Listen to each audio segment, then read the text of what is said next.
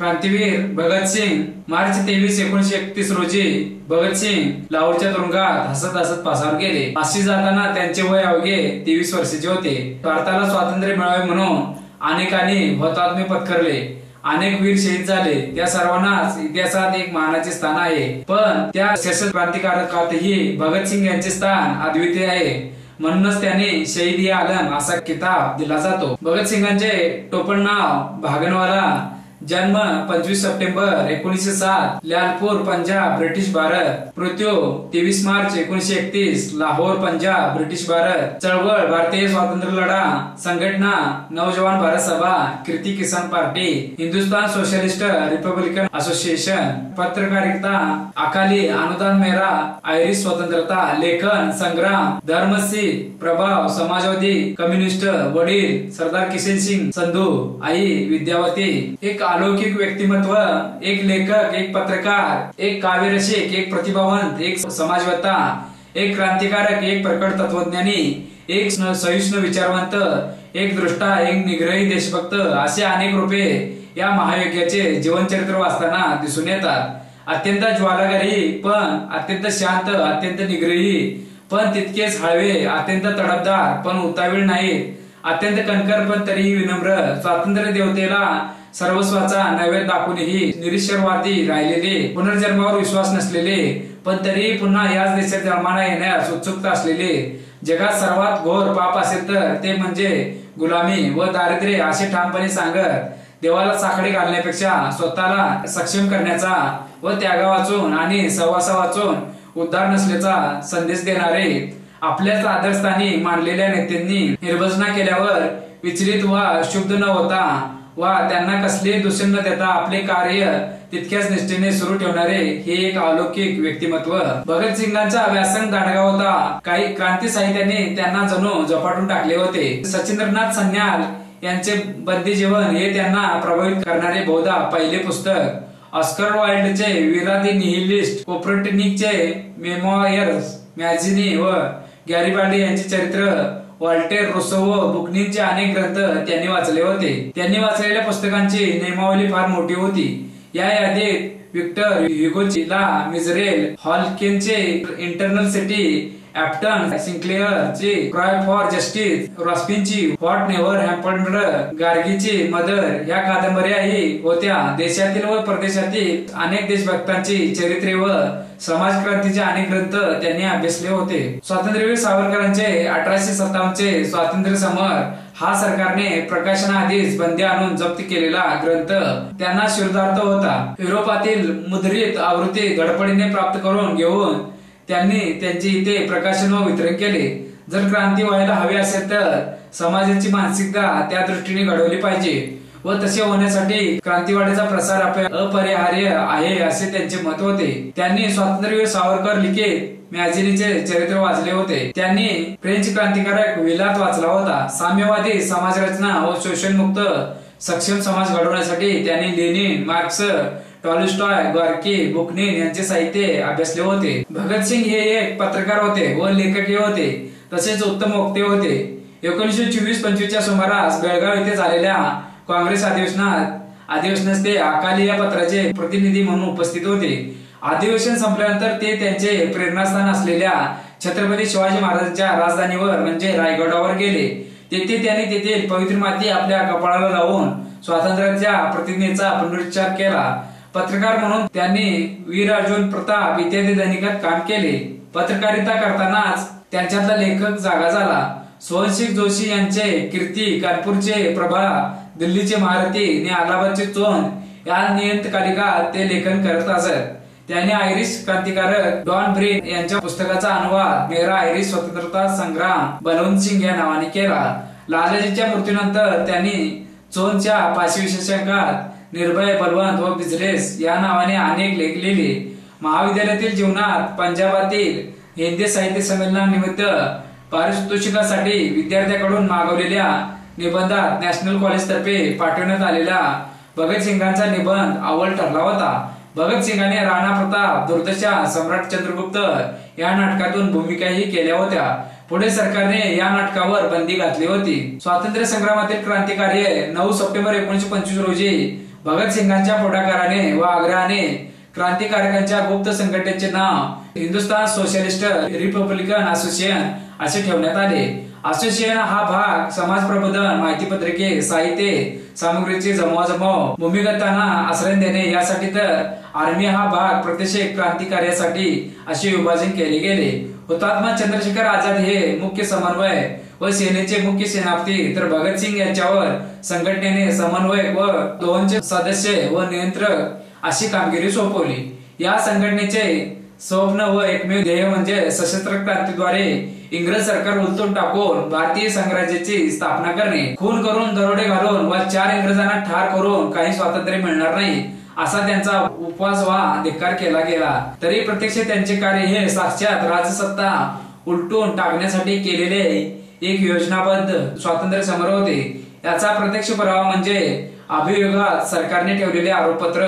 आरोपींनी ब्रिटिश हिंदुस्थानात लाहोर आणि इतर ठिकाणी निरनिराळ्या वेळी आणि कित्येक सहकार्यासह 1924 सालापासून ते अटक होईपर्यंत राज्याविरुद्ध सशस्त्र युद्ध करण्याचा, त्यांचे हिंदुस्थानवरील सार्वभौमत्व हिरावून घेण्याचा आणि अवैध बळाचा वापर करून किंवा धाक दाखवून हिंदुस्थानात विधिवत स्थापित झालेले सरकार उलटून टाकण्याचा कट केला आणि त्या उद्देशासाठी माणसे, शस्त्र आणि दारूगोळा जमा केला व अन्य मार्गाने सिद्धता केली। हे उद्दिष्ट गुप्त ठेवले तर युद्ध करणे सोपे जाईल म्हणून ही उद्दिष्टे त्यांनी गुप्त ठेवली।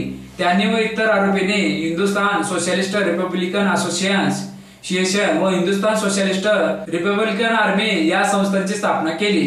हिंदुस्थानातील ब्रिटिश सरकार उलटून टाकून त्या ठिकाणी एक संयुक्त प्रजासत्ताक सरकारची स्थापना करण्याचा उद्देश ब्रिटिश हिंदुस्थानात लाहोर आणि इतर ठिकाणी बैठका घेतल्या। आरोपींनी आपली उद्दिष्टे पुढील मार्गाने साध्य करण्याचा प्रयत्न केला। बँक फोडण्यासाठी व आगगाड्या लुटण्यासाठी शस्त्रीय माणसांनी पैसा तसेच दारुगोळा जमवणे, हत्या करण्यासाठी व सरकार उलटून पाडण्यासाठी शस्त्रे व बॉम्ब व स्फोटके यांची निर्मिती, ब्रिटिश हिंदुस्थानात सरकारचे सहाय्यक व पक्षपाती असणाऱ्या पोलीस व इतर अधिकाऱ्यांचे आणि लोकांचे गटाच्या उद्दिष्टात खंड पाडणाऱ्या तसेच आपल्या संघटनेला अनिष्ट वाटणाऱ्या लोकांचे वध करणे, आघाड्या उडवणे, क्रांतिकारकाने राजद्रोही वाड्यांची निर्मिती, प्रसार व संग्रह करणे, वैध बंदिवासातून दंडितांची व इतरांची सुटका करणे, गटात सहभागी होण्यासाठी सुरक्षित तरुणांना चितावणी देणे, हिंदुस्थानात क्रांती घडवून आणण्यात स्वारस्य असणाऱ्या परदेशातील व्यक्तीकडून वर्गणीच्या रूपात पैसा गोळा करणे। सदर आरोपपत्र वाचताना प्रत्येक भारतीयाचे मान अभिमानाने उंचावे की स्वातंत्र्य युद्धाचा असा महान उद्गाता आमच्या देशात होऊन गेला। भगतसिंगांचे विचार बालपण आजोबांच्या आर्य सामाजिक संस्कारात घालवलेले व शालेय जीवनात रोज नित्य नेमाने सकाळ व सायंकाळ प्रार्थना करणारे व गायत्री मंत्राचा जप करणारे भगतसिंग पुढे क्रांती प्रवाहात पूर्णपणे निरक्षरवादी झाले। यामुळे त्यांना आत्मप्रौढी व घमेंड यांची बाधा झाली आहे असे उठवले गेले। मात्र ऑक्टोबर 1930 मध्ये त्यांनी लिहिलेले मी निरक्षरवादी का हे प्रकटन वाचल्यावर त्यांच्या महान व्यक्तिमत्वाची ओळख पडते। समाज हा प्रगत असावा, प्रत्येक घटना, समाज वा परंपरा या विचारांच्या ऐरणीवर घासून त्या पटल्या तरच स्वीकाराव्या। उगाच अंधश्रद्धेपोटी वा कुणाच्या व्यक्तिपूजे खातर कसोटीवर न उतरता कोणती गोष्ट स्वीकारू नये। समाज हा संभावी व शोषणमुक्त असावा। समाज रचनेत व देशाच्या रचनेत धर्म, जात हे आड येऊ नयेत। उगाच कोणाचे स्तोम माजून जनतेने आपल्या बुद्धीचा कस न लावता दबावामुळे पटत नसले तरी कुणीतरी मोठे सांगत आहे म्हणून जे वास्तविक नाही व ज्याला तात्विक पाया नाही अशी काही स्वीकारू नये। समाजाची सर्वांगीण प्रगती व्हावी, पाप पुण्य, स्वर्ग नरक, जन्म पुनर्जन्म 84 लक्ष फेरे व त्यातून मुक्ती, मृत्यूनंतरचे जीवन वगैरे तर्कशुद्ध नसलेल्या गोष्टीवर अंधविश्वास न ठेवणारा कणखर समाज निर्माण व्हावा यासाठी त्यांचा हा प्रयत्न होता।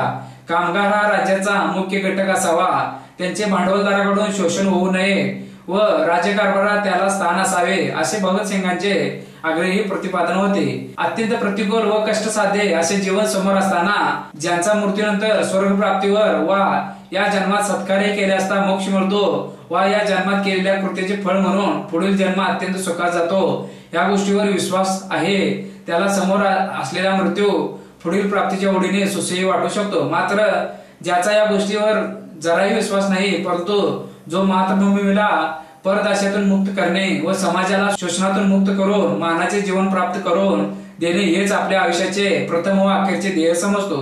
त्यांचे जीवन हे अधिक खडतर परंतु अर्थपूर्ण असते असा त्यांचा सिद्धांत होता. जगात जर सर्वात भयानक पाप असेल तर ते गरिबी व सर्वात मोठा शाप कोणता असेल तर तो दास्य हाच आहे. आणि या दास्याला ईश्वरी कोप मानून त्या दास्यातून मुक्त होण्यासाठी बलिदानाला सज्ज होण्याऐवजी ईश्वराची करुणा भागणे हे मूर्खपणा व पळपटपणाचे लक्षण आहे. तसेच मुक्तीसाठी ठोस प्रयत्न न करता केवळ प्रार्थनाला दोष देणे हे भाडपणाचे लक्षण आहे असे त्यांनी प्रतिपादले. सुमारे 10 पाने भरेल इतके मोठे ते प्रकरण अत्यंत प्रभावी व भारून टाकणारे आहे. हुतात्मा भगतसिंग यांच्या चरित्राचा अभ्यास केला असता आपल्याला समजते की त्यांनी केलेले बलिदान हे भावनेच्या आहारी जाऊन वा कसल्या तरी प्राप्तीसाठी केली नसून ते अत्यंत सुनियोजित, अत्यंत ध्येयबद्ध व प्रेरणादायक होते. आपण राहणार नाही पण आपण लावलेल्या क्रांतिवृक्षाच्या सर्व फांद्या भले शत्रूंनी छाटून टाकल्या तरी पाळीमुळे घट्ट रुजून राहतील व हीच मुळे एक दिवस बंदिवासाच्या भिंती उन्मळून टाकतील हा त्यांचा दृढ विश्वास होता. आज हुतात्मा भगतसिंगांच्या 99व्या जयंतीच्या दिवशी आदरांजली शहीद भगतसिंग आणि गांधीजी. भगतसिंग, सुखदेव, राजगुरू यांनी जी फाशी झाली ती कायदेमंडळात बॉम्ब फेकला म्हणून नाही तर सेंडसच्या हत्येच्या आरोपाखाली त्यांना फाशी देण्यात आली. ही हत्या 17 डिसेंबर 1928 रोजी झाली होती. त्यावर खटला चालवण्यात आला आणि त्यांच्या अखेरीस फाशीची शिक्षा देण्यात आली. 23 मार्च 1931 रोजी त्यांना फाशी देण्यात आली. महात्मा गांधींना या संदर्भात लक्ष्य करण्यात आले. भगतसिंग व त्यांच्या सहकाऱ्यांची फाशीच्या शिक्षेतून सुटका व्हावी म्हणून 19 मार्च रोजी गांधीजींनी दिल्ली येथे व्हाईसरॉय लॉर्ड आयर्विन यांची भेट घेतली. पण गांधीजींच्या रद्दबदलीचा काही उपयोग झाला नाही. परंतु या रद्दबदलीची बातमी पंजाबच्या तत्कालीन गव्हर्नरला मिळाली. ही रद्दबदली कदाचित यशस्वी होईल असे त्यांना वाटले. त्यामुळे 24 मार्च हा फाशीचा दिवस ठरला असूनही आदल्या दिवशी रात्रीच लाहोरच्या तुरुंगात त्यांना फाशी देण्याचा अघोरी कार्यक्रम उरकून घेण्यात आला. मुख्य म्हणजे 23 मार्च रोजी गांधी यांनी आयर्विन यांना पत्र लिहून भगतसिंग, राजगुरू आणि सुखदेव यांची फाशीची शिक्षा रद्द करण्याविषयीचे कळकळीचे आवाहन केले. पण त्याचा काही परिणाम झाला नाही. कालांतराने बीसीसी वर दिलेल्या मुलाखतीत आयर्विन यांनी आपल्या ताठरपणाचे समर्थन केले. कायद्याची अंमलबजावणी करणे हे माझे कर्तव्य होते. मी भगतसिंग संबंधीचे कागदपत्र पाहिले व न्यायाची अंमलबजावणी करण्यात ढवळाढवळ न करण्याचे ठरवले. भगतसिंगाचा मार्ग जरी गांधीजींना पसंत नव्हता तरी त्यांच्याबद्दल गांधीजींना प्रचंड आदर होता. त्यांच्या भाषणानंतर यंग इंडिया मध्ये लेख लिहून गांधीजींनी त्यांच्या हुतात्म्याला आदरांजली वाहिली. थोडक्यात रूढ अर्थाने माहीत असलेले क्रांतिकारक आणि महात्मा गांधीजी सारखा अद्वितीय क्रांतिकारक यांच्यामधला संबंधाचा विचार करताना तो सर्वकष असला पाहिजे. नास्तिकत्व ब्रिटिशांच्या मनात धडकी भरवणारे शहीद भगतसिंग हे नास्तिक नसल्याचा खुलासा उच्च न्यायालयाच्या संग्रहालयात आयोजित एका प्रदर्शनात करण्यात आला आहे. कम्युनिझम वर निष्ठा असणारे भगतसिंग आस्तिक असल्याचे म्हटल्याचे नव्या वादाला तोंड फुटले आहे. भगतसिंग हे नास्तिक असल्याचा दावा अनेकांनी केला आहे. लाहोरच्या तुरुंगात असताना भगतसिंग यांनी या गीतेचे अध्ययन केल्याचा दावा करण्यात आला आहे. संग्रहालयाचे क्युरेटर नूरुल हुड्डा यांनी हा दावा केला असून 27 सप्टेंबर 2008 या त्यांच्या जन्म दिवसापासून ते 31 मार्च 2009 पर्यंत भरवण्यात आलेल्या या प्रदर्शनात भगतसिंग यांच्या जीवनावर आधारित अनेक ग्रंथ ठेवण्यात आले आहेत. यातच 8 एप्रिल 1929 रोजी त्यांनी सेंट्रल असेंब्लीत फेकलेल्या बॉम्बच्या अवशेषासह एक गीताही ठेवण्यात आली आहे. या गीतेवर भगतसिंग सेंट्रल तुरुंगात लाहोर येथे लाहोर असे लिहिण्यात आले आहे. परंतु भगतसिंग यांच्यावर अनेक पुस्तके लिहिलेल्या प्रोफेसर चमनलाल यांनी मात्र ते नास्तिक असल्याचा दावा केला आहे. आणि या दाव्यात तथ्य आहे ते भगतसिंगाच्या मी नास्तिक का झालो या निबंधावरून स्पष्ट होते. भगतसिंगांचा मी नास्तिक का झालो हा निबंध प्रसिद्ध आहे. त्यामुळे भगतसिंग नास्तिक होते यात शंका नाही. मी नास्तिक का झालो? भगतसिंग शहीद भगतसिंग वय 23 वर्ष. त्या दिवसापासून काही पोलीस अधिकारी मी नेहमी 2 वेळा देवाची प्रार्थना करावी म्हणून माझे मन वळवू लागले. मी तर नास्तिक होतो. फक्त शांततेच्या व आनंदाच्या काळातच मी नास्तिक असल्याची बढाई मारू शकतो की अशा ठिकाणी प्रसंगी देखील मी माझ्या तत्वांना चिकटून राहू शकतो. माझ्यापुरती तरी मला कसोटी घ्यायची होती. बऱ्याच विचारांती मी निर्णय घेतला की देवावर विश्वास ठेवणे व त्याची प्रार्थना करणे हे माझ्याकडून होणार नाही हे कधीही शक्य नाही. ती खरी कसोटीची वेळ होती आणि त्यातून मी यशस्वीपणे उत्तीर्ण होऊन बाहेर पडलो. इतर काही गोष्टीच्या बदल्यात स्वतःची मान वाचवण्याची इच्छा मी कोणाच्या क्षणी केली नाही. म्हणजे मी कट्टर नास्तिक होतो आणि आजपर्यंत नास्तिकच राहिलो आहे. त्या कसोटीला उतरणे ही साधी गोष्ट नव्हती. श्रद्धा संकटाची व कष्टाची तीव्रता कमी करते, किंबहुना या गोष्टी ती सुखावू सुद्धा करू शकते. देवावरच्या विश्वासात माणसाला सांत्वन व बळकट राहावे लागते. वादळ आणि तुफानामध्ये फक्त स्वतःच्या पायावरच उभे राहणे हा काही पोरखेळ नाही. अशा कसोटीच्या क्षणी गर्व जर असलाच तर पाय वितळून जातो. माणूस इतर सर्वसाधारण माणसाच्या श्रद्धांना बेदरकारपणे धुकारू शकत नाही आणि त्याने जर असे केलेच तर आपण असाच निष्कर्ष काढला पाहिजे की त्यांच्याकडे केवळ पोकळ ऐट नव्हे तर याहून दुसरी अशी काही शक्ती असली पाहिजे. सध्या माझी स्थिती ही नेमकी अशीच आहे. न्यायालयाचा निकाल हा आधीपासूनच ठरलेला आहे. आठवड्याभरात जाहीर व्हायचा आहे. मी माझ्या ध्येयासाठी प्राणाचा त्याग करत आहे. याखेरीज दुसरे कोणते सांत्वन माझ्याकरता असू शकते. एकदा देवावर विश्वास ठेवणारा हिंदू आणि आपण पुढच्या जन्मी राजा म्हणून जन्मावे अशी अपेक्षा करत असेल. एखादा मुसलमान किंवा ख्रिस्ती आपल्याला हालापिष्टाचे व त्यागाचे बक्षीस म्हणून स्वर्गात भोगायला मिळणाऱ्या ऐश्वर्याची स्वप्ने पाहत असेल. पण मी कशाची अपेक्षा करावी. मला चांगली कल्पना आहे की ज्या क्षणी माझ्या मनोभोवती फास आवळला जाईल आणि पायाखालची फळी खेचली जाईल तो शेवटचा क्षण असेल. तोच अंतिम क्षण असेल. मी किंवा अगदी काटेकोर आध्यात्मिक भाषेप्रमाणे बोलायचे झाले तर माझा आत्मा याचा तेथेच अंत होईल. बस इतके. जर असे मानायचे धैर्य मला असेल तर कोणीही भव्यदिव्य यश न मिळालेले एक संघर्षाचे थोड्याच दिवसाचे जीवन हेच खुद्द माझे बक्षीस आहे.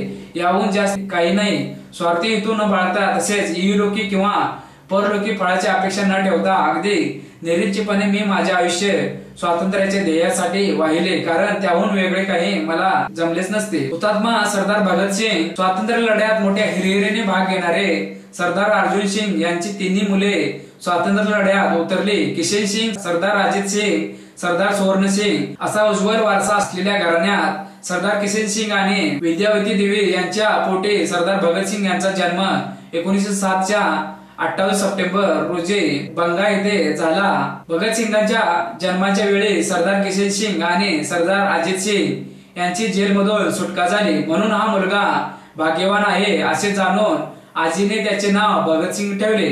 भगतसिंगांच्या अंगात लहानपणापासून स्वातंत्र्याचे वारे होते. लहानपणी शेतात बंदुकीची झाडे लावून त्यांना बंदुकी उगवण्याचे खेळ ते खेळत असत.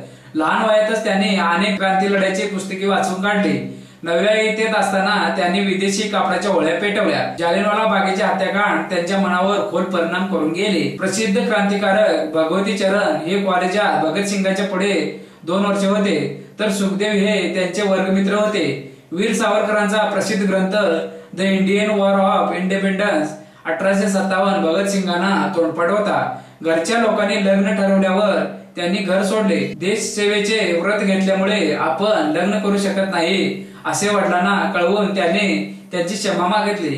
कानपूरला आल्यावर बलवंत सिंग या नावाने त्यांनी अनेक लेख लिहिले. अनेक धाडसी सत्कार्यात ते सक्रिय होत. लाला लजपतराय यांच्या पोलिसांच्या मारहाणीमुळे मृत्यू झाला. त्यांना मारणाऱ्या स्क्वॉडचा बदला घेत आपल्या स्वँडर्स तावडीत सापडल्याने स्वँडर्सला उडवण्यात आले. या प्रकरणात सर्वजण फरारी झाले. क्रांतिकारकाचे म्हणणे काय आहे हे जाहीररित्या सर्वांना समजावे यासाठी त्यांनी एक योजना आखली.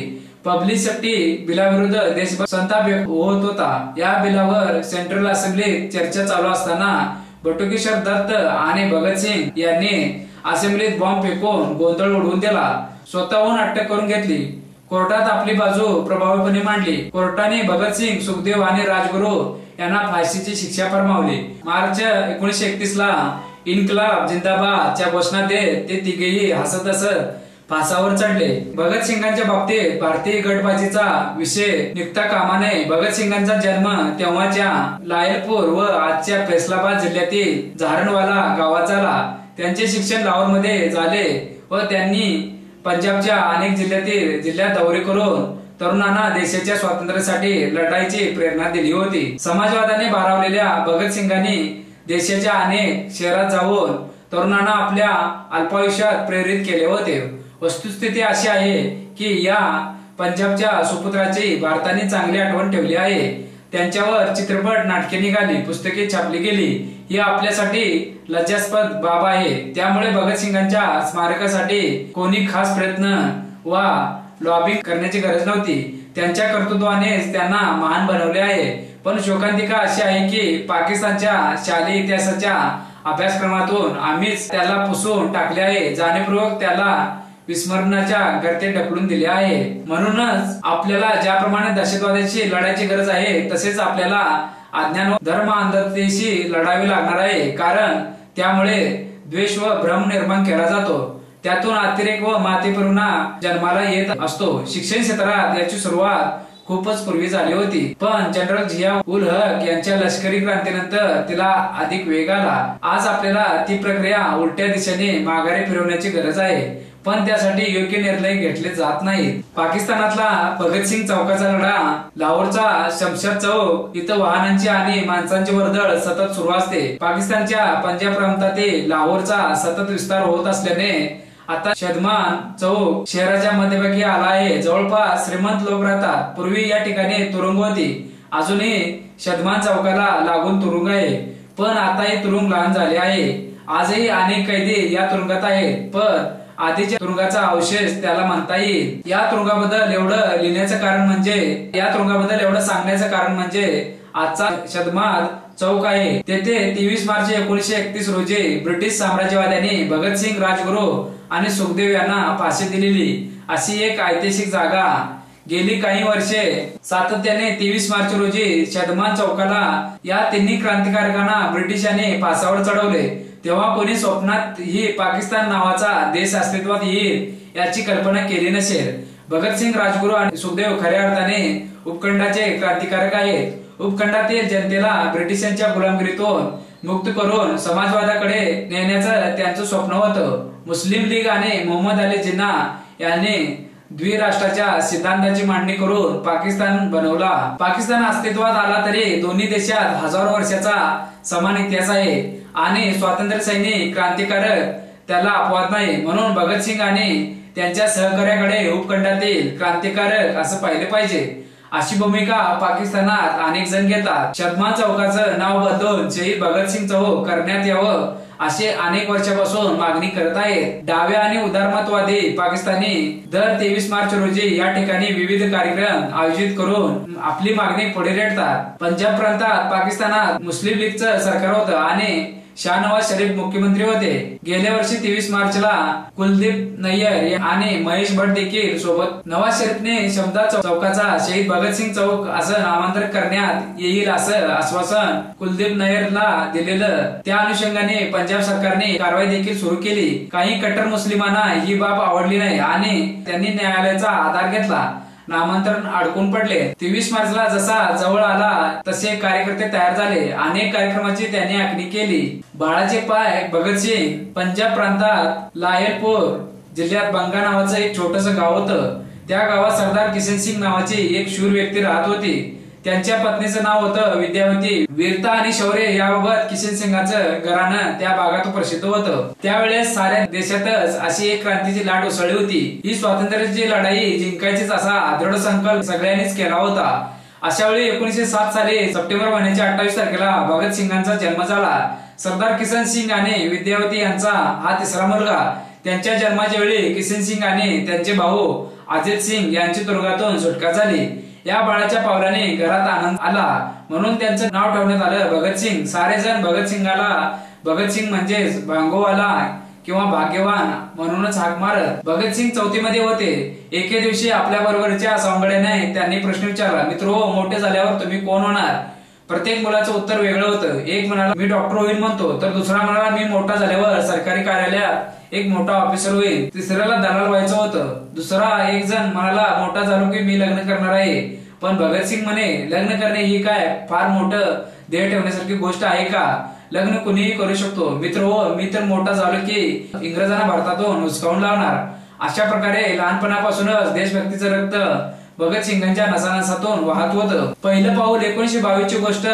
गोरखपूर जिल्ह्यातील चौरी चौरा नावाच्या गावी काँग्रेसने एक मोठी मिरवणूक काढली होती. त्याच वेळेस काही उपद्रवी लोकांनी 22 पोलिसांना एका घरात बंद करून ते पेटवून दिले. अशा प्रकारची हिंसात्मक कृत्ये मुंबई आणि मद्रास इथं यापूर्वी झाली होती. या गोष्टीमुळे महात्मा गांधींना अतिशय दुःख झालं आणि असहकार्याची चळवळ ताबडतोब थांबवण्यास त्यांनी लोकांना सांगितलं. त्यावेळेपर्यंत संपूर्ण देशात हे आंदोलन मोठ्या उत्साहाने चालू होतं. ही चळवळ थांबल्यामुळे तरुण भगतसिंगांची घोर निराशा झाली. ते त्यावेळी अवघे 15 वर्षाचे होते. फक्त 22 लोकांच्या मृत्यूमुळे एवढी मोठी महत्वपूर्ण चळवळ थांबवण्यात आली। यापूर्वी थोडेच दिवस अगोदर क्रांतिकारक करतार सिंग या 19 वर्षाच्या कोवळ्या तरुणाला इंग्रजांनी फासावर लटकवलं होतं। अहिंसेचे समर्थन करणारे त्यावेळी कुठे गेले होते? मग आताच एवढा अहिंसेचा प्रोग्राम का? अशा प्रकारचा झंझावात्या विचारांनी असहकाराची चळवळ आणि अहिंसेवरील भगतसिंगांची निष्ठा कमी झाली। देशाला स्वातंत्र्य मिळवून देण्यासाठी आता फक्त एकच उपाय बाकी आहे आणि तो म्हणजे सशस्त्र क्रांती। असा दृढ विश्वास मनाशी बाळगून त्यांनी आपला जीवनक्रम पुढे सुरू केला। भारताचे महानायक भगतसिंग आजच्या पाकिस्तानमध्ये लायलपूर जिल्ह्यातील बंगा या गावी 28 सप्टेंबर 1907 मध्ये शहीद भगतसिंगांचा जन्म झाला। या वीराची ज्वाज्वल्य देशभक्ती, त्याग आणि विचारशक्ती अखंड हिंदुस्थानाला प्रेरणादायी राहील। फासाच्या तख्तावर चढण्यापूर्वी भगतसिंगाने सुखदेवला लिहिलेल्या पत्रात म्हटले आहे की यातून किंवा मी दोघेही जिवंत राहू शकणार नाही, पण आपली जनता जिवंत राहील। या जिवंत राहिलेल्या भारतीय जनतेने शहीद भगतसिंगांच्या त्या जिवंत राहण्याची तगमग आजही जाणून घेतली पाहिजे। 9 ऑगस्ट 1929 रोजी पंडित जवाहरलाल नेहरूंनी राजबंदी असलेल्या भगतसिंगाने त्यांच्या साथीदाराबद्दल लाहोरमध्ये अत्यंत भावपूर्ण भाषण केले होते। ते म्हणाले, या तरुणांचा तेजस्वी त्याग पाहून आमच्या राजकीय जीवनात नवीन जागृती झाली आहे आणि पुन्हा एकदा आपण सर्व देशाच्या स्वातंत्र्याचे आस धरू लागलो आहोत। हे 3 शूरवीर तुरुंगात लढत असलेल्या संघर्षाचे महान मूल्य आपण जाणून घेतले पाहिजे। लोकांकडून मान सन्मान मिळावा म्हणून ते झगडत नाहीत, त्या त्यागासाठी जनसमुदायाने कौतुक करावे अशी त्यांची अपेक्षा नाही। उलटपक्षी काँग्रेस जनामध्ये चाललेली दुर्दैवी वादंगे, काँग्रेसमध्ये किंवा स्वागत समितीत एखादे पद मिळावे म्हणून चाललेली लटालटी या आपसातल्या भाऊबंदकीची मला लाज वाटते। दुसरीकडे ही तरुण मंडळी देशासाठी मरण पत्करायचा कृतनिश्चय करून निघालेली भगतसिंग, दत्त आणि दास स्वतःच्या हालअपेष्टाने दररोज आम्हाला मार्ग दाखवत आहेत। याच मार्गावरून आपण पुढे गेले पाहिजे। पंडित नेहरूंनी त्यावेळी व्यक्त केलेली तळमळ आजच्या परिस्थितीमध्ये भान आणून देणारी आहे। भगतसिंगांच्या 23.5 वर्षाच्या काळाचे अवघे जीवनच राष्ट्रीय कार्याचे प्रतीक आहे। शाळेच्या मुख्याध्यापकापासून ते दूध डेअरी चालवण्यापर्यंत भूमिका त्यांनी पार पाडल्या। फेमॅजिन लॅटनच्या सहाय्याने स्लाइड शो सुद्धा त्यांनी केले। एकीकडे संघर्षात्मक कार्यक्रमाबरोबरच दुसरीकडे कीर्ती, प्रताप, दैनिक, अर्जुन आदी वर्तमानपत्रामध्ये संपादकीय विभागात अभ्यासपूर्ण लेखनही केले। भगतसिंगांचे हिंदी, उर्दू, पंजाबी व इंग्रजी या 4ही भाषांवर प्रभुत्व होते। 1931 साली कोलकात्यामध्ये पोलिसांनी श्रीमती विल्यम प्रतिभा देवी यांच्या घराची झडती घेतली, तेव्हा तेथेही भगतसिंगांचे बरेचसे लिखाण सापडले। धार्मिक दंगली, जातीयता, पत्रकारांची भूमिका, शेतकऱ्यांचे प्रश्न, वैज्ञानिक दृष्टिकोन, राष्ट्रीय विकास, युवान राजकारण अशा विविध विषयावरील त्यांचे विचार आजही तेवढेच महत्वाचे आहेत। शहीद भगतसिंगांचे विचारधारा राष्ट्रभक्ती आणि अखिल मानवजातीच्या भल्यावर उभे असल्याने ती आजही तेवढीच मूलगामी व परिणामकारक आहे। भगतसिंगांनी म्हटले होते की अंग्रेजों की जड़ी ही हिल चुकी है, वे 15-20 सालों में चले जाएंगे, समझौता हो जाएगा लेकिन इससे लोगों को कोई लाभ नहीं होगा। कई साल अफरातफरी में बीतेंगे, इसके बाद लोगों को हमारी याद आएगी आणि आज त्याची आठवण प्रकर्षाने येत आहे। भगतसिंग राजगुरू सुखदेव यांनी फाशी जाण्यापूर्वी जे निवेदन दिले त्यात म्हटले आहे की जोपर्यंत सत्तारूढ मुठभर मंडळी सामान्य जनांच्या श्रमांचे फळ शोषून घेत आहे तोवर भारताचा लढा चालूच राहील। मग ते शोषक ब्रिटिश असोत किंवा भारतीय किंवा दोघांनी हात मिळून केलेले असोत, हा लढा कोणत्याही कारणासाठी थांबणार नाही।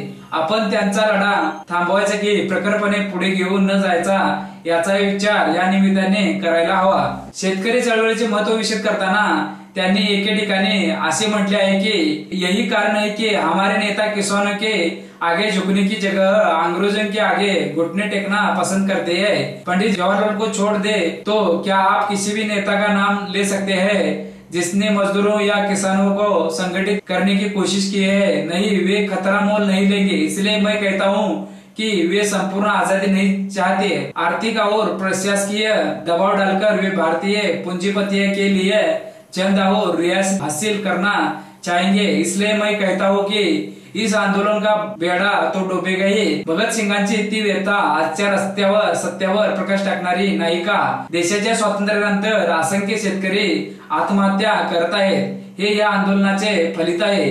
शेतकऱ्यांच्या कष्टाच्या वेदनेचा आवाज उठवणारी राष्ट्रीय चळवळ आजही आपल्या देशात उभी राहू शकली नाही। हे दुर्दैवी वास्तव नाही का? क्रांतिकारकांच्या या वैचारिक भूमिकेचे स्मरण या निमित्ताने तरी आपण करणार आहोत की नाही, हा खरा प्रश्न आहे। 19 ऑक्टोबर 1929 रोजी नेताजी सुभाषचंद्र बोस यांच्या अध्यक्षतेखाली पंजाब छात्र संघाच्या लाहोर येथे झालेल्या दुसऱ्या अधिवेशनात भगतसिंग व बुटकेश्वर दत्त यांचे जेलमधून पाठवलेले पत्र वाचण्यात आले। त्यात भगतसिंग म्हणतात, इस समय हम नौजवान को ये नहीं कह सकते हैं कि वे बम और पिस्तौल उठाए। आज विद्यार्थियों के सामने इससे भी बहुत महत्वपूर्ण काम है। नौजवानों को क्रांति का ये संदेश देश के कोने कोने में पहुंचाना है। फैक्ट्री कारखानों के क्षेत्रों में, गंदी बस्तियों में और गांवों के जर्जर झोपड़ियों में रहने वाले करोड़ों लोगों में इस क्रांति की अलग जगानी है, जिससे आजादी आएगी और तब तक मनुष्य द्वारा दूसरे मनुष्य का शोषण असंभव हो जाएगा। खरं तर शहीद भगतसिंग आणि क्रांतिकारांचे समग्र जीवन अखिल हिंदुस्थानचे राष्ट्रीय महाकाव्य आहे। त्यांची ज्वाजलेली देशभक्ती, त्यांचा त्याग आणि विचारधारा प्रत्येक भारतीयाला सतत प्रेरणा देत राहील। फाशी जाण्यापूर्वी भगतसिंग म्हणाले होते, असेलही माझ्या आयुष्य 4 दिवसाचे, पण माझ्या आकांक्षेची मशाल शेवटचा श्वास असेपर्यंत माझ्या हृदयात पेटती राहील। आणि उद्या जरी मी नसलो तरी माझ्या आकांक्षा देशाच्या आकांक्षा होऊन शोषणकर्त्याचा शेवटपर्यंत मुकाबला करत राहतील। माझ्या देशाच्या भवितव्यावर विश्वास आहे। मी विश्वाच्या मानवतेला नव्या युगाकडे वळताना पाहतो आहे। माझ्या शौर्यावर व त्यांच्या बाहुबळावर विश्वास आहे, म्हणून मी आशावादी आहे।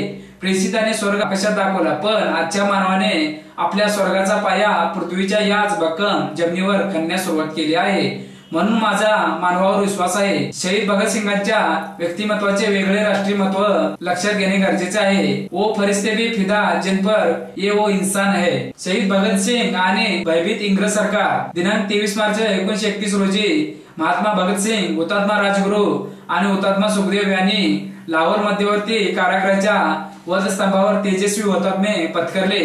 आज त्या हुतात्म्यांचा 80वा स्मरण दिन। हिंदुस्थानच्या स्वातंत्र्यासाठी सर्वस्वाचा होम करणारे असंख्य क्रांतिकारक होऊन गेले। त्यांनी आपल्या ध्येयास्तव स्वतःला वाहून घेतले आणि ते हसत हसत फासावर चढले। या सर्व देशभक्त हुतात्म्यांचे शिरोमणी म्हणजे हुतात्मा भगतसिंग। 3ऱ्या दशकाच्या उत्तरार्ध भगतसिंग हे नाव हिंदुस्थानात सर्वतोमुखी झाले। हा तरुण हिंदुस्थानींच्या गळ्यातील ताईत झाला आणि अखेर या भगतसिंग नावाच्या हिंदुस्थानात चेतना जागृत करणाऱ्या जनतावादास नष्ट करणे इंग्रजी सत्तेस अत्यंतिक महत्वाचे ठरले। एकदा का सत्तेने एखादा निर्णय घेतला की त्याला परिणाम स्वरूप देणे महासत्तेला अवघड नसते। मग तेथे साक्षी पुरावे, न्यायमूल्ये हे सर्व गौण ठरते। अर्थातच हुतात्मा भगतसिंगांना आज जगू द्यायचे नाही, कारण ते सत्तेच्या हिताचे नव्हते आणि मग तो निर्णय प्रत्यक्षात आणण्यासाठी इंग्रजी सत्तेने न्याय संस्था पायदळी तुडवीत हुतात्मा भगतसिंग प्रभूतींना दोषी ठरवली व ताबडतोब फाशीची शिक्षा ठोठावली आणि पारही पाडली। प्रथम माहिती अहवाल क्रमांक 164 दिनांक 17/12/1928 सॉन्डर्स व चन्हान सिंग यांच्या हत्येबद्दल साम्राज्य विरुद्ध भगतसिंग व सहकारी असा अभियोग उभा केला गेला। हा अभियोग म्हणजे ज्यांचा निकाल आधीच स्पष्ट झालेला होता असा एक केवळ न्यायालयीन कार्यवाहीचा देखावा होता। एनकेन प्रकारे काही झाले तरी भगतसिंगांना जीवन ठेवायचे नाही हे ठरलेले होते। हे दिव्य हुतात्मे आपल्या ध्येयासाठी जगले आणि आपल्या ध्येयासाठी खुशीने मरण पत्करायला हसत तयार होते। सॉन्डर्स हत्येमध्ये हुतात्मा भगतसिंग सहभागी होते हे सर्वांनाच ज्ञात नाही। त्यांना जर जगायची आसक्ती असते वा मृत्यूची भय असते तर ते स्वतः संसदेत बॉम्ब टाकायला गेलेच नसते। मुळात त्यांना फाशीची शिक्षा झाली याची त्यांना दुःख नव्हते, मात्र ती शिक्षा देण्यासाठी सरकारला खास तेवढ्या पुरताच परकोटीच्या अधोगतीत जाऊन व न्याय संस्थेस हरताळपासून ती फाशी कपटाने द्यावी लागली। कारण जर हा महाअभियोग कायद्याच्या कसोटीवर टेकला नसता तर कोणत्याही परिस्थितीत सरकारला भगतसिंग प्रभूतींना जीवन ठेवणे परवडणारे नव्हते। एकदा निर्णय घेतला गेला म्हणताना पद्धतशीरपणे यंत्रणा उभारली गेली। ज्यांना अत्युच्च अधिकार आहेत असे न्यायपीठ कलम 72 वर बोट दाखवून स्थापले गेले। वास्तविक असे अमर्याद अधिकार असलेले पीठ स्थापन करण्यासाठी भारत कायदा 1919 कलम 72 द्वारे असे सर्वेसर्वा अधिकार असलेले पीठ केवळ अत्यंतिक आणीबाणीच्या परिस्थितीत केवळ शांतता व सुव्यवस्था राखण्यासाठी स्थापन करता येते आणि सॉन्डर्स शोधामुळे तशी परिस्थिती निश्चितच निर्माण झालेली नव्हती। मात्र हवा तो निकाल देण्यासाठी व्हाईसरॉयने गृह खात्यावर दबाव आणून कायदा मागच्या दाराने वळवला। स्वातंत्र्यानंतर जेव्हा या अभियोगाची कागदपत्रे राष्ट्रीय संग्रहालयात उपलब्ध केली गेली तेव्हा अनेक संशोधकांनी या अभियोगाचा बारकाईने अभ्यास केला व त्यातल्या अनेक फटी उघड्या पडल्या। भगतसिंगांचा प्रत्यक्ष सहभाग म्हणजे त्यांनी सॉन्डर्सवर गोळ्या झाडताना पाहिल्याचे सांगणारे अनेक साक्षीदार न्यायालयात पाळले। अनेक साक्षीमध्ये अनेक विसंगती आढळल्या। बहुतेक युक्तिवादातच कदाचित बहुतेक असावे असे वाटते। तर्कास वाव आहे अशी ढोबळ व समंत विधाने वारंवार केली गेली। मुळात माफीचे साक्षीदार या एक खांबी पायावर सर्व अभियोगाचा डोलारा उभा केला गेला। अर्थातच पुराव्याच्या कायद्यानुसार माफीचे साक्षीदाराचे जबाब हे पुराव्याच्या पुष्टीर्थ वापरले जावे। हे जबाब हा संपूर्ण असा ग्राह्य पुरावा धरला जाऊ नये असे आहे। निकालात हुतात्मा भगतसिंग, हुतात्मा राजगुरू व हुतात्मा सुखदेव यांना दोषी ठरवताना 3 गोष्टीवर भर दिला गेला। पहिले म्हणजे प्रत्यक्ष घटनेचे साक्षीदार या जयगोपाळ व फणींद्रनाथ वगळता अन्य साक्षीदार ठाम साबित झाले नाही। तिघांना जबरदस्तीने जबाब द्यायला भाग पाडले गेले, जे पुढे त्यांनी न्यायालयासमोर आणले व आपला जबाब अमान्य केला। खुद वाहतूक निरीक्षण फर्न आरोपींना ओळखण्यास असमर्थ ठरला। मोहम्मद इब्राहिम, हवालदार हबीबुल्ला आणि कमालदीन यांचे जबाबही बिनबुडाचे निघाले। यांच्या जबानीत असे निष्पन्न झाले की ते तथाकथित प्रत्यक्ष घटना पाहणारे होते, पण यांचा जबाब त्वरित नोंदला नव्हता। मुळात याचा नाव पत्ताही पोलिसांनी तेव्हा घेतला नव्हता। मोटार हाक्या अब्दुल्लाने तर त्यांच्या जबानीतील विसंगतीतून असे उघड केले की त्यांचा जबाब पोलिसांनी तब्बल 4 दिवसांनी घेतला होता, तात्काळ नव्हे। म्हणजे 2 माफीचे साक्षीदार वगळता आणि कोणीही साक्षीदार ठाम साक्षी देऊ शकला नाही। सर्वात भयंकर प्रकार म्हणजे संपूर्ण अभियोगाच्या कालावधीत हे माफीचे साक्षीदार पोलिसांच्या ताब्यात होते, त्यांना न्यायालयीन ताबा देण्यात आला नव्हता। म्हणजेच पोलिसांनी त्यांचे जबाब हे दाम दंड भेद यांचा वापर करून मिळवले। राहिला प्रश्न तो भगतसिंगांच्या कटातील सहभागाचा। ते साक्षीदार फार तर इतके सिद्ध करू शकले की माफीच्या साक्षीदारांनी कट जेव्हा व जिथे रचला गेला तेव्हा भगतसिंग तेथे उपस्थित होते, मात्र त्यांचा कटातला सहभाग निर्विवाद सिद्ध झाला नाही। शिवाय या संबंधात जबान्यामध्ये तफावती आढळल्या। दुसरे कलम म्हणजे वधानंतर लाहोर शहरात झळकलेल्या सॉन्डर्स वधाच्या पत्रकामध्ये असलेले भगतसिंगांचे हस्ताक्षर।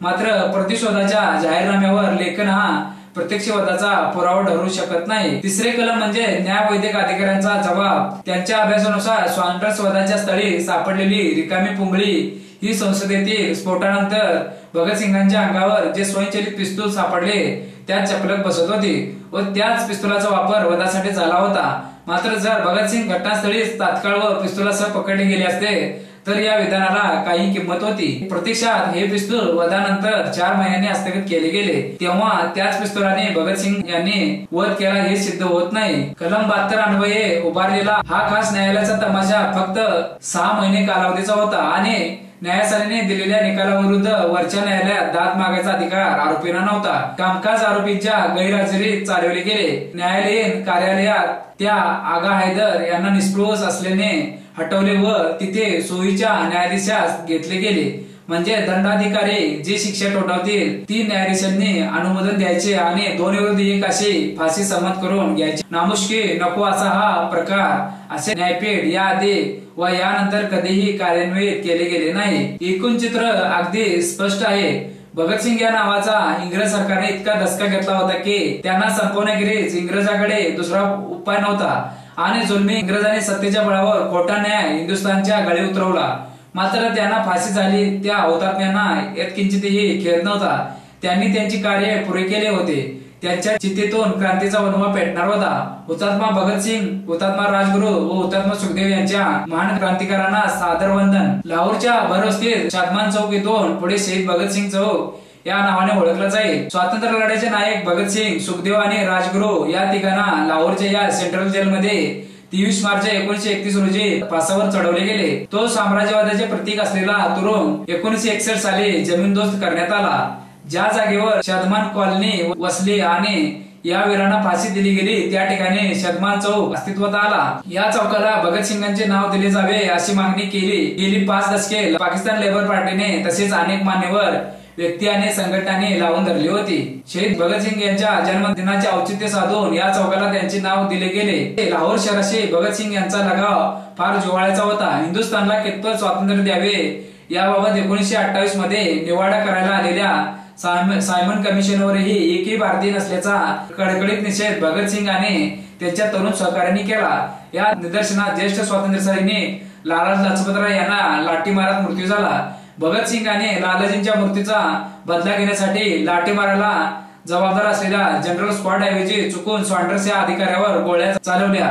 ब्रिटिश ससेमरा चुकवण्यासाठी त्यांना लाहोर सोडावे लागले, पण पुन्हा 1929 मध्ये इन्कलाब जिंदाबादच्या घोषणा देत असेंब्लीवर बॉम्ब टाकून भगतसिंगांनी आपले अस्तित्व दाखवून दिले। या सर्वांचा परिणाम अटळ होता। लाहोर कोर्टाने त्यांना आणि त्यांच्या सहकाऱ्यांना मृत्यूदंडाची सजा सुनावली। या पार्श्वभूमीवर या लाहोरच्या पुत्राचे नाव इथल्या मातीवर कायमचे कोरले जावे यासाठी पाकिस्तान लेबर पार्टीने अक्षरशः चिवटपणे पाठपुरावा केला। दरवर्षी 23 मार्चला कॅन्डल मार्च निघत राहिला। पाकिस्तानचे माजी पंतप्रधान नवाज शरीफ आणि भारतीय पत्रकार कुलदीप नय्यर यांनी या मागणीला पारड्यात आपले वजन टाकले आणि असेंब्लीतील पाकिस्तान पीपल्स पार्टीने नेते जुल्फिकार गोंडल यांनी शतमान चौकाला शहीद भगतसिंगांचे नाव देण्याचा ठराव मांडला। त्यावेळी झालेल्या सभेत भगतसिंग हे आशिया स्वातंत्र्य लढ्याचे प्रतिनिधी असल्याची भावना व्यक्त झाली आणि 7 महिन्यांनी शानदार सोहळ्याचे हे नामकरण झाले। या सोहळ्यास भारत आणि पाकिस्तान या दोन्ही देशातील अनेक मान्यवर उपस्थित होते। पाकिस्तानातील हिंदूबाबत केल्या जाणाऱ्या भेदभावासंदर्भात विशिष्ट राजकीय विचारसरणीच्या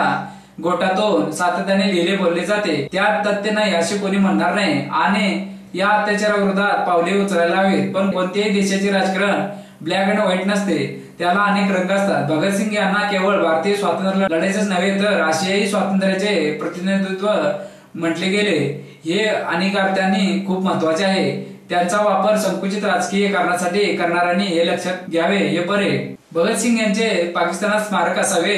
पाकिस्तानातील एका संघटनेने अशी मागणी केली आहे की स्वातंत्र्य सेनानी भगतसिंग यांचा योग्य रीतीने सन्मान व्हावा। भगतसिंग यांचा लढा कुठल्याही एका विशिष्ट प्रांत, धर्म, भाषा, जात यासाठी नव्हता। त्यांचा लढा हुकुमशाही, अन्याय यांच्याविरुद्ध होता। अशा लढ्याला कोणत्याही सीमेचे बंधन असू शकत नाही। भगतसिंग यांना लाहोर येथे फाशी देण्यात आले होते। या स्थळावर शहीद भगतसिंग यांचे स्मारक बांधावे यासाठी वर्ल्ड पंजाब काँग्रेस गेली 20 वर्षे प्रयत्न करत असल्याचे वर्ल्ड पंजाब काँग्रेसचे अध्यक्ष फाखर जमान यांनी सांगितले। भगतसिंग, सुखदेव आणि राजगुरू या क्रांतिकारकांना 23 मार्च 1931 रोजी लाहोर जेलमध्ये फाशी देण्यात आले होते। हे ठिकाण आज शादमान चौक या नावाने ओळखले जाते। या स्थळाला शहीद भगतसिंग हे नाव देण्यात यावे। पंजाबच्या या महानायकाला श्रद्धांजली देण्यासाठी या स्थळावर स्मारक बांधले जावे। भारत पाकिस्तान यांच्यामध्ये शांतता आणि मैत्रीपूर्ण संबंध निर्माण करू पाहणाऱ्या संस्था या कामासाठी मदत करावी। भारत सरकारने यासाठी प्रयत्न करावेत। भगतसिंग यांच्या जन्मतारखेबद्दलचा वाद। भगतसिंग यांची जयंती 27 व 28 सप्टेंबर रोजी साजरी केली जाते। भारत सरकार व पंजाब सरकारच्या अधिकृत दस्तऐवज जयंती 28 सप्टेंबर रोजी नोंदवण्यात आली असली तरीही आता एका इतिहासकाराने भगतसिंगांचा जन्म 19 ऑक्टोबर 1907 रोजी झाल्याचा दावा केला आहे। कुरुक्षेत्र विद्यापीठात इतिहासाचे माजी प्राध्यापक के.सी. यादव यांनी संपादित केलेल्या भगतसिंगांचे आत्मचरित्र मैं नास्तिक क्यों हूं मध्ये भगतसिंगांची जन्मतारीख 19 ऑक्टोबर 1907 च्या रूपात नोंदवण्यात आली आहे। जेव्हा त्यांना या दाव्याबाबत विचारण्यात आले तेव्हा त्यांनी सांगितले की मी ही तारीख तथ्यांश चौकशीनंतर लिहिली आहे। त्यांनी दावा केला की मदन मोहन मालवीय यांच्या अभिदेय वर्तमानपत्रात भगतसिंगांच्या भाषणानंतर त्यांचा जन्म 19 ऑक्टोबर रोजी झाल्याचे सांगण्यात आले होते। याशिवाय क्रांतिकारक जितेंद्रनाथ सन्याल यांनीही भगतसिंग यांचा जन्म ऑक्टोबर महिन्यात झाल्याचे सांगितले होते। हिंदुस्थानच्या स्वातंत्र्यासाठी सर्वस्वाचा होम करणारे असंख्य क्रांतिकारक होऊन गेले। त्यांनी आपल्या देहास्तव स्वतःला वाहून घेतले आणि ते हसत हसत फासावर चढले। या सर्व देशभक्त हुतात्म्यांचे शिरोमणी म्हणजे हुतात्मा भगतसिंग। 3ऱ्या दशकाच्या उत्तरार्ध भगतसिंग हे नाव हिंदुस्थानात सर्वतोमुखी झाले। हा तरुण हिंदुस्थानी यांच्या गळ्यातील ताईत झाला आणि अखेर या भगतसिंग नावाच्या हिंदुस्थानात चेतना जागृत करणाऱ्या झंझावातास नष्ट करणे इंग्रजी सत्तेस अत्यंत महत्वाचे ठरले। एकदा का सत्तेने एखादा निर्णय घेतला की त्याला परिणाम स्वरूप देणे महासत्तेला अवघड नसते। मग तिने साक्षी, पुरावे, न्यायासन, न्यायमूल्य हे सर्व गौण ठरते।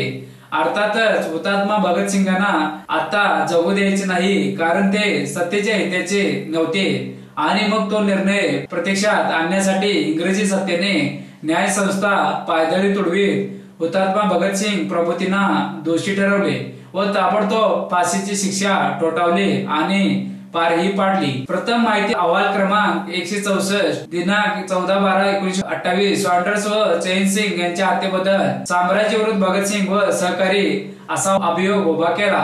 हा अभियोग म्हणजे ज्याचा निकाल आधी स्पष्ट झालेला होता. असाही केवळ न्यायालयीन कार्यवाहीचा देखावा होता.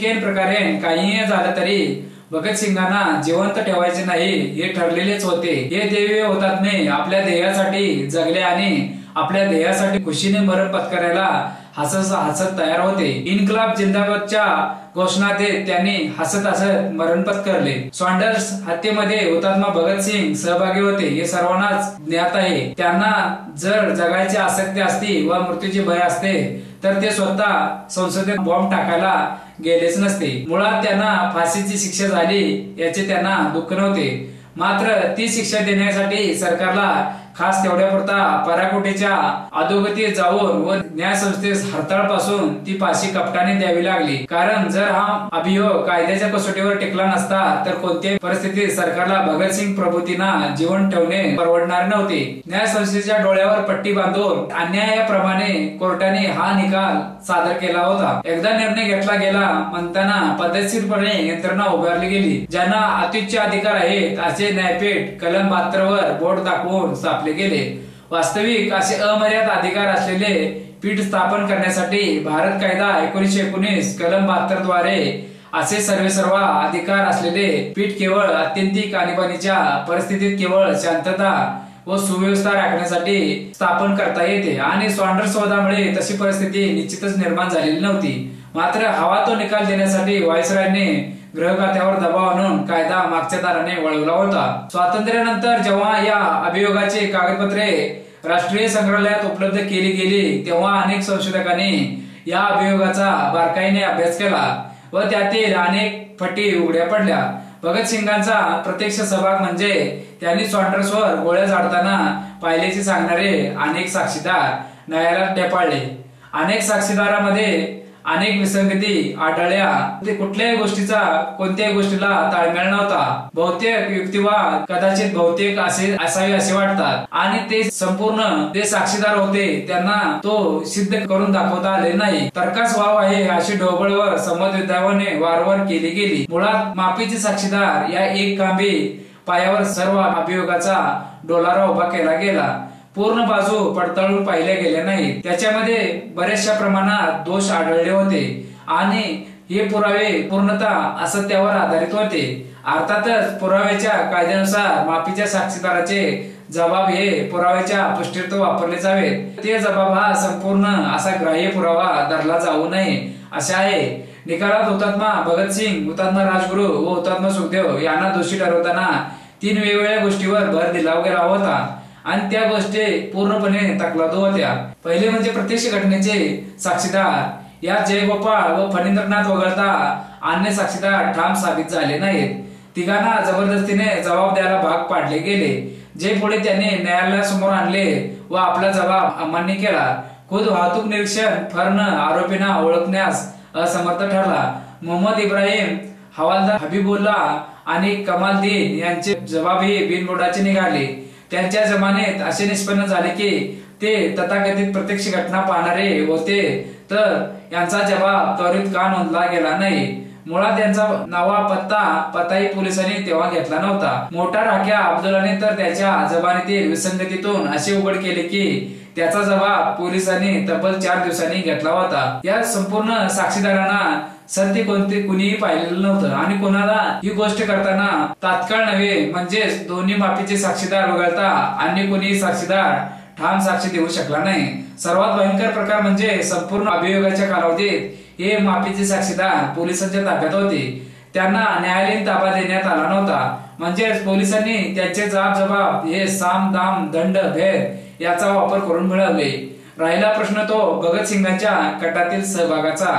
त्यावेळेचे इंग्रज सरकार आणि आता भारतातील न्यायव्यवस्था मधील जे काही वाईट लोक आहेत त्यांची प्रचिती त्यावेळेच्या इंग्रज सरकारमध्ये येते आणि यावेळी सुद्धा त्याची प्रचिती येते. ते साक्षीदार फार तर इतके सिद्ध करू शकले की माफीच्या साक्षीदारांनी कट जेव्हा जिथे रचला गेला तेव्हा भगतसिंग तेथे उपस्थित होते. मात्र त्या कटाचा सहभाग निर्विवाद सिद्ध झाला नाही.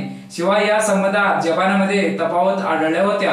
दुसरे कलम म्हणजे वधानंतर लाहोर शहरात झळकलेल्या सॉन्डर्स वधाच्या पत्रकामध्ये असलेले भगतसिंगांचे हस्ताक्षर. मात्र प्रतिशोधाच्या जाहीरनाम्यावर लेखन हा प्रत्यक्ष वधाचा पुरावा ठरू शकत नाही. योग्य कागदपत्राच्या आधारे जर काही भगतसिंगांना फाशीची शिक्षा द्यायची ठरले असते तर त्यांना फाशीची शिक्षा झाली नसती, कारण सर्व पुरावे सिद्धच करू शकले नसते की भगतसिंगांनी त्या लोकांचा गोळ्या घालून खून केलेला आहे, वध केलेला आहे. तिसरे कलम म्हणजे न्यायवैधक अधिकाऱ्यांचा जबाब. त्यांच्या अभ्यासानुसार सॉन्डर्स वधाच्या स्थळी सापडलेली रिकामी पुंगळी ही संसदेतील स्फोटातील भगतसिंगांच्या अंगावर जे स्वयंचलित पिस्तूल सापडले त्यात चपलक बसत होती व त्याच पिस्तुलाचा वापर वधासाठी झाला होता. हे मात्र जर भगतसिंग घटनास्थळी तात्काळ व पिस्तुलासह पकडले गेले असते तर या वधानाला काहीही अर्थ राहिला नसता.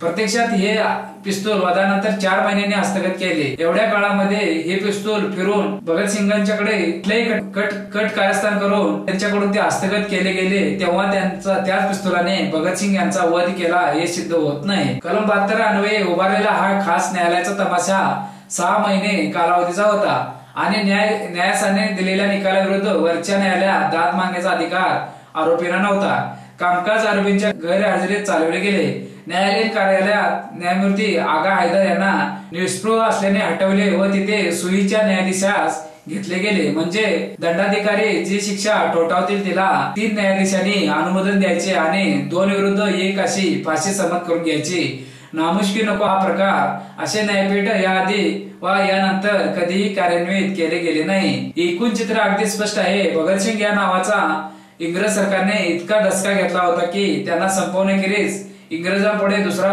उपाय नव्हता आणि जुलमी इंग्रजांनी सत्तेच्या बळावर खोटा न्याय हिंदुस्थानच्या गळी उतरवला. मात्र ज्यांना फाशी झाली त्या हुतात्म्यांना किंचितही खेद नव्हता. त्यांनी त्यांचे कार्य